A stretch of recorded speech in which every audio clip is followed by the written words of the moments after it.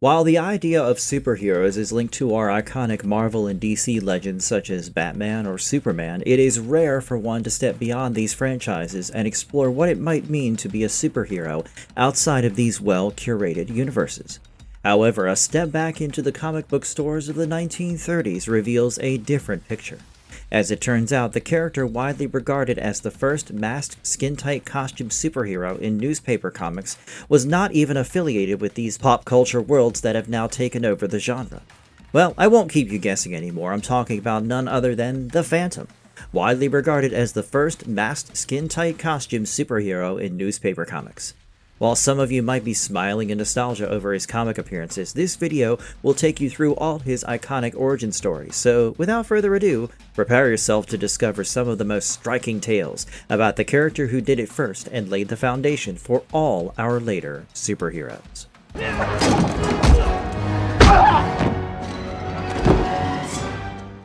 How did a shipwrecked pirate's son become the world's first costume superhero? Before the Phantom went on to establish himself as the character widely regarded as the first masked superhero, his life started as a simple shipwrecked pirate's son. Explored in the Singh Brotherhood story published in American newspapers, writer Lee Falk and artist Ray Moore first presented him to the world in February 1936. The story began with Diana Palmer's return to New York after a 2-year excursion in the South Seas, but unfortunately, her ship was soon captured by the gangster Fats Horgan. This is where the Phantom first appears in all his glory and saves her from trouble, while also helping her get her supply of valuable ambergris to safety. Unfortunately, this turns into a wild ride as major villains such as Ahmed Singh from the notorious Singh Brotherhood emerge from the shadows. He is revealed to be behind these attempts to steal the ambergris, but not on the Phantom's watch, as he defeats them not once but twice. At this point, Lee Falk was still in the midst of developing the Phantom's origins, so you'd find that the story does not get into all the details, but does hint at his past through Diana's conversations with Dr. James Dodd. Dodd tells her all about seeing Phantom about 70 years ago when he was just a kid, and these glimpses into his story reveal that his father was the captain of a merchant ship who was killed during a pirate attack in 1536, when the Oath of the Skull mythology first appeared. While the early Singh Brotherhood stories differed in their chronology, later stories such as the first Phantom Sunday story finally explained the incident in greater detail and placed it in 1536. This detailed explanation revealed that the Phantom was a young cabin boy traveling aboard his father's merchant ship when they came under attack in the Bay of Bengala. Now they were attacked by none other than the pirates of the Singh Brotherhood, and Lee Falk's decision to debut the Phantom in a story titled after them does seem fitting after all. Coming back to this Sunday story, we learn all about his father's death at the hands of the pirate clan, while the scared young boy survived the ordeal and eventually washed ashore.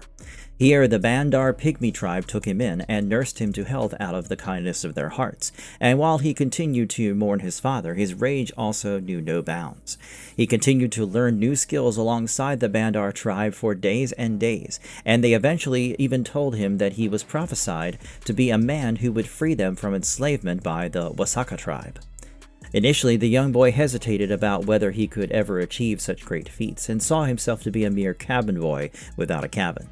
Eventually, he found himself at a bonfire with his father's killer's dead body in front of him.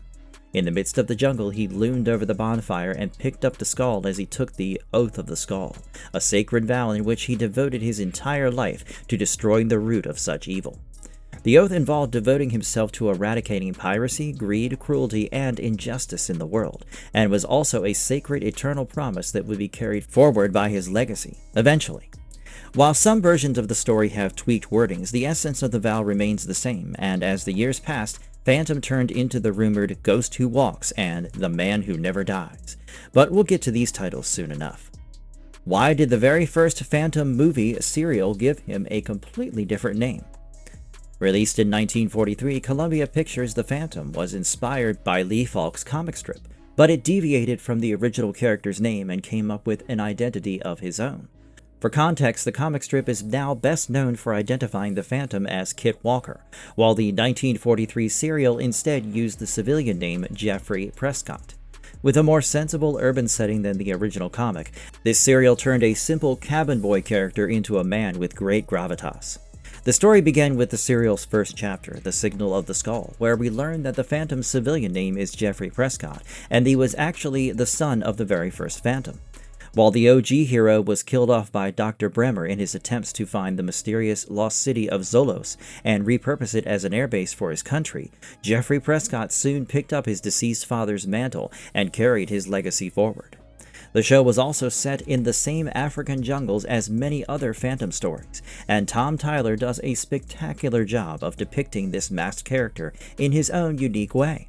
His resemblance to the comic strip character was striking, and fans could not help but be drawn to this live-action version, whether he was Jeffrey Prescott and not Kit Walker, which just proves that Shakespeare was right when he said, "What's in a name after all?" Why did DC Comics jump between 5 centuries of Phantoms in a single miniseries? DC Comics released a 4-issue Phantom miniseries in 1988 written by Peter David with art by Dennis Jank and Joe Orlando. This was followed by a separate 13-issue ongoing series that ran from 1989 to 1990. This version of the Phantom was often shown dealing with real-world issues such as racism, corruption, pollution, and hunger, as well as a modern twist on piracy, and it begins with one of the later Phantoms writing in his journal and wondering who he would most like to meet from history. His answer is the first Phantom. As he thinks about how the first Phantom did not have parents and had learned everything he knew on his own, he thinks about his determination and a need for justice as the story jumps back into the past. Now, we all know how the first Phantom came into being, and we definitely do not need another refresher, but this story does a spectacular job of retelling his origins anyway, while also highlighting the recurring villain, Chessman.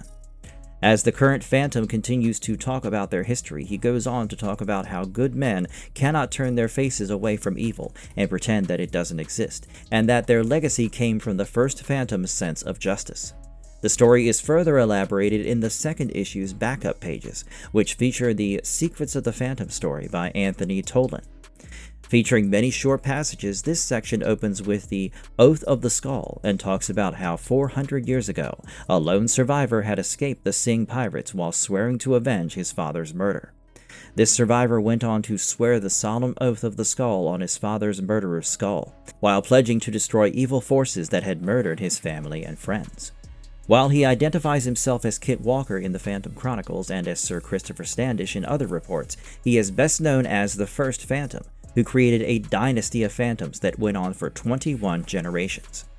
As the years passed and newer successors picked up on this mantle, the legend of the Ghost Who Walks continued to fuel, all thanks to the Phantom's masked identity.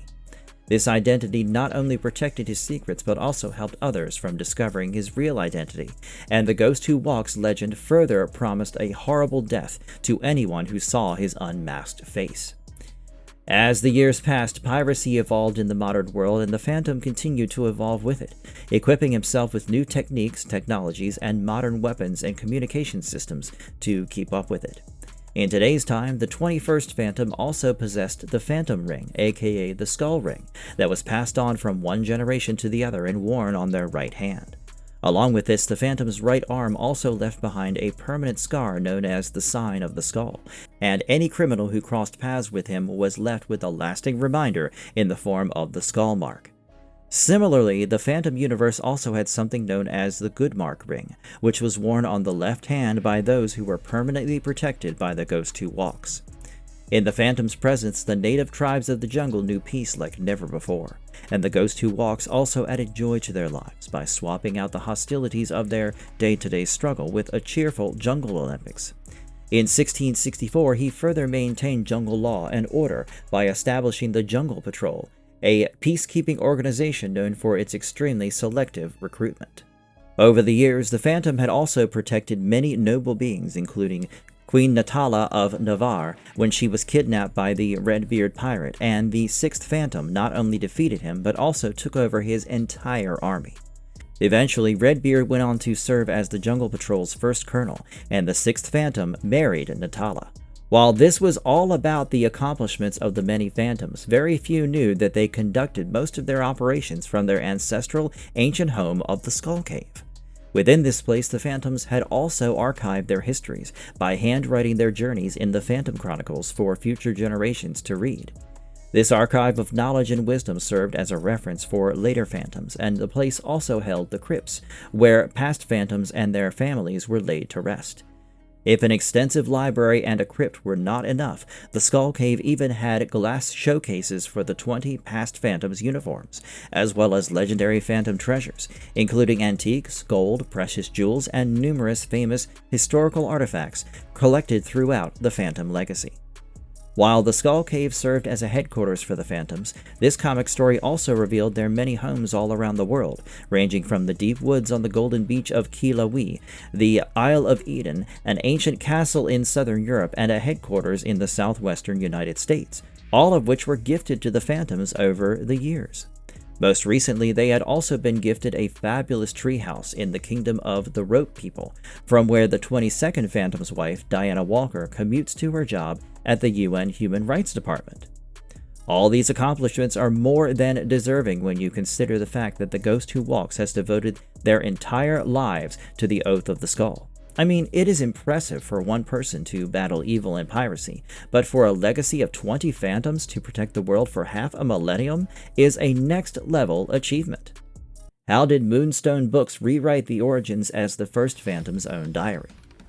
In 2006, Moonstone Books published a full-length graphic novel, Legacy, which was meant to serve as a continuous narrative to Phantom's entire story, ensuring that there are no gaps in the plot.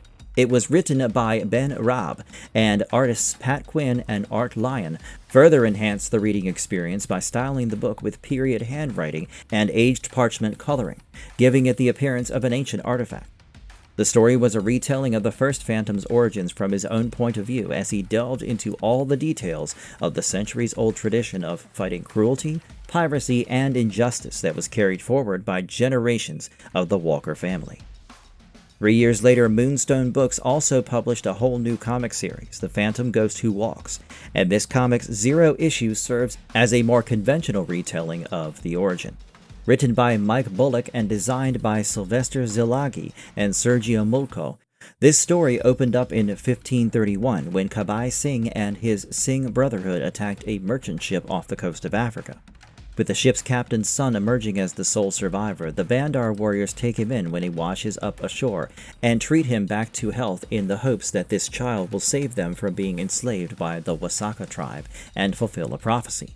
Soon enough, they named this boy Phantom, which later inspired the superhero's name as Phantom, and he spent the early years of his life in training with the tribe. When the tribe chief's son Suran was kidnapped by the Wasaka tribe, Phantom follows the warriors to their village to seek justice and even discovers the body of the man who had murdered his own father many moons ago. Enraged, hurt, and fueled by vengeance, Phantom then stood in front of the dead man and placed his hand on his skull as he swore an oath to fight piracy, greed, cruelty, and injustice. This oath went on to lay the foundation for Phantoms for many, many generations, and as his first act, Phantom disguised himself as the Wasaka tribe's god, Kua the Undying, to trick them and free Suran.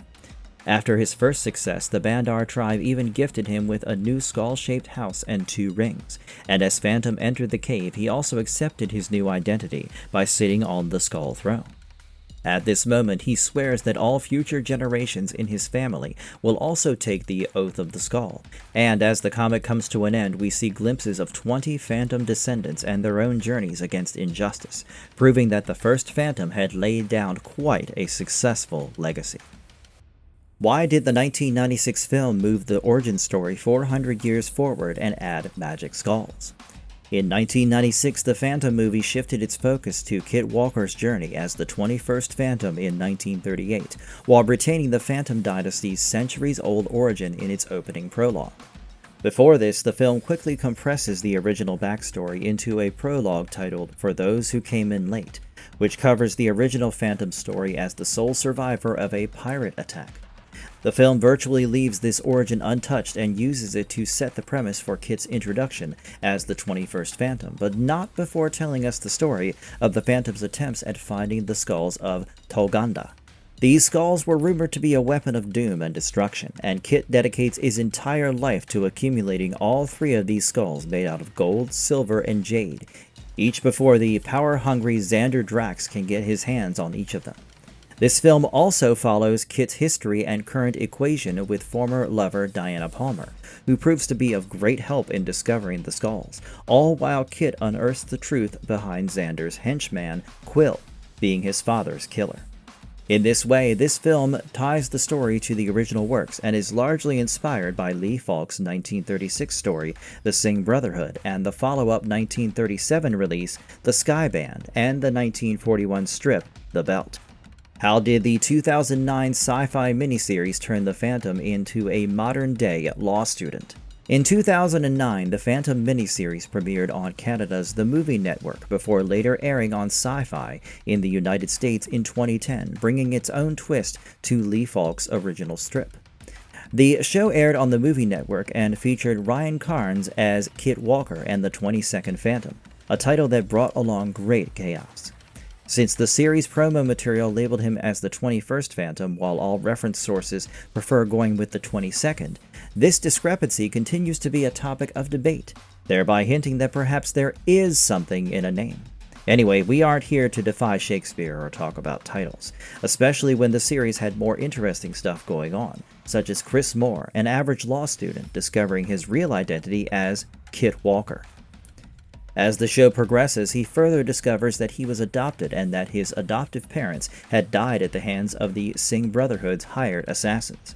If this wasn't enough of a shock, Chris is already dealing with the revelation that he is the son of the crime fighter Phantom, and that the men of the Walker family had passed down the Phantom mantle for generations.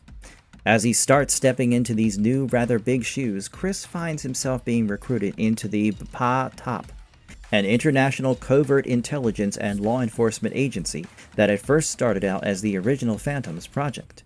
Over the years, the BPA-TOP had evolved into a team set in the jungles of Bengala, who had dedicated themselves to battling evil.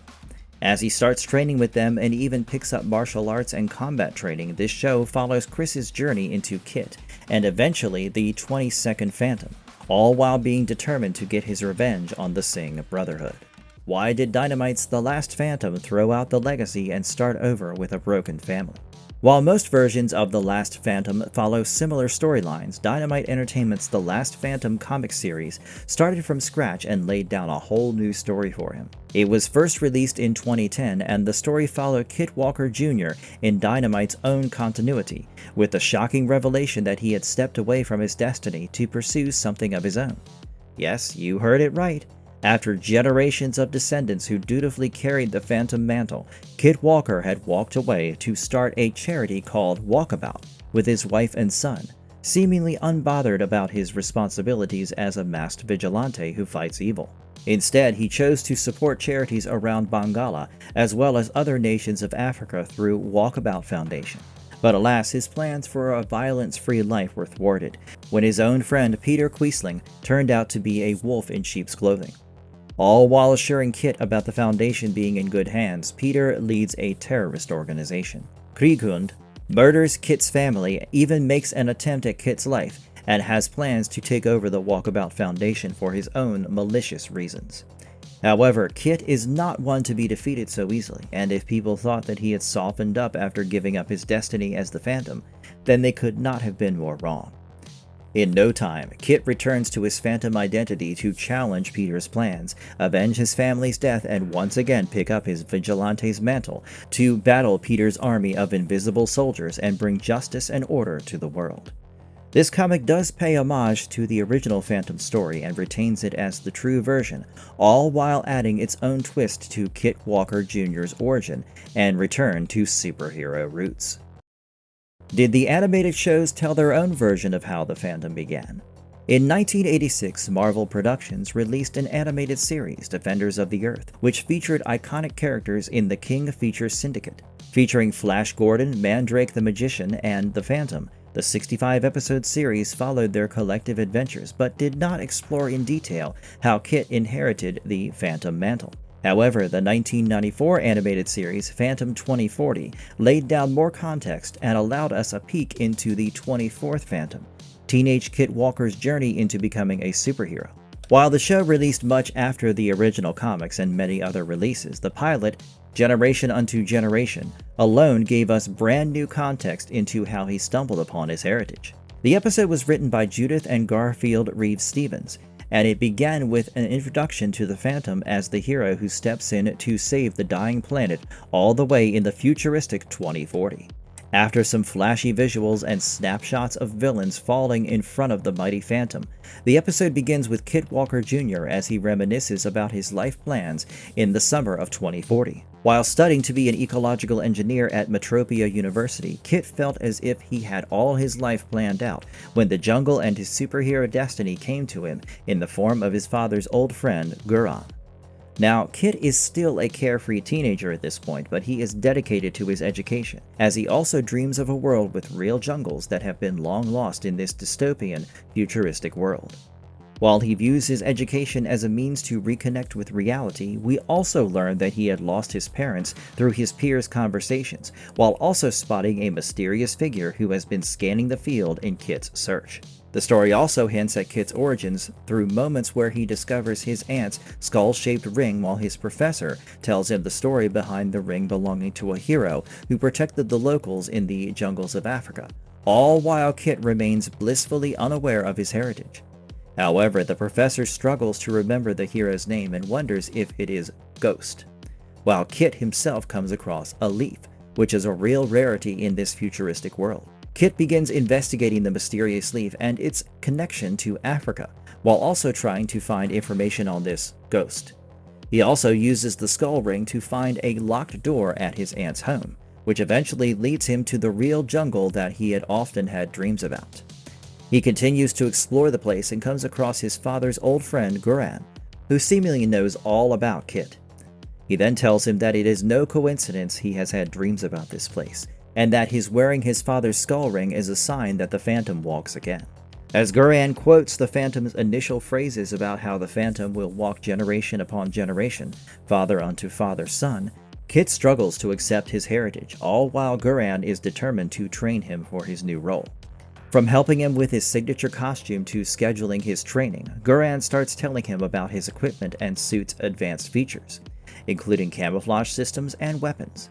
Naturally, Kit resists this, but somehow, Guran reminds Kit of his father and encourages him to begin his training as the next Phantom. Even if Kit is still unsure, he also remains curious about his parents and heritage, and eventually his desire to know more about his lineage and passion towards flora and fauna drives him towards picking up the Phantom mantle all the way in 2040. Is Mad Cave Studios currently publishing a new take on the Phantom, and does it retell the origin? While I'm sure you must be thinking about how we have had enough of Phantom retellings, Mad Cave Studios launched their own comic book series on Free Comic Book Day on 3rd of May 2025, wherein they debuted Phantom Issue 0. This book was available for all to read, and it laid down the foundation for the September 2025 series by Ray Fawkes and Russell Mark Olson. This 0 issue directly begins by placing readers on a journey within the existing 21st Phantom's life, as he goes through archives in the Chronicle Chamber in the Skull Cave, which holds documented evidence of all the past Phantom's lived experiences. To add to this, the current Phantom also writes in one of the pages to document his own fights for the future Phantoms to read, which is a subtle way for Mad Cave Studios to establish that this series does not mean to change the settled history of the Phantoms, and instead aims to expand the established Phantom mythology. As the Phantom notes down his adventures, we learned that he had followed poachers into the jungle to flush them out of their hideout and teach them a lesson. And as he wraps up this journey entry, his wife Diana Palmer also makes an appearance in these pages. After this issue's success, Mad Cave Studios has continued expanding its Phantom line, releasing The Phantom vs. the Sky Band in April 2026, and The Phantom vs. the Red Dragons in June 2026, with The Phantom vs. the Singh Brotherhood also announced. As I come to the end of this, I must also highlight that this is not an elaborate retelling or a twist on the origin story, but rather simply the current active comic run in the long-standing Phantom franchise. And on that note, I have explored every single version of the Phantom, ranging from the simple cabin boy turned Phantom in the OG comics to the later, more evolved versions that dramatize this story. From being a prophesied savior of the Bandar tribe to picking up his father's mantle and continuing his legacy, the Ghost Who Walks definitely has many sides to himself, even if his suit camouflages most of them from the naked eye. I hope you enjoyed exploring all his variants with me today, and as always, I'd love to hear what you think in the comments below.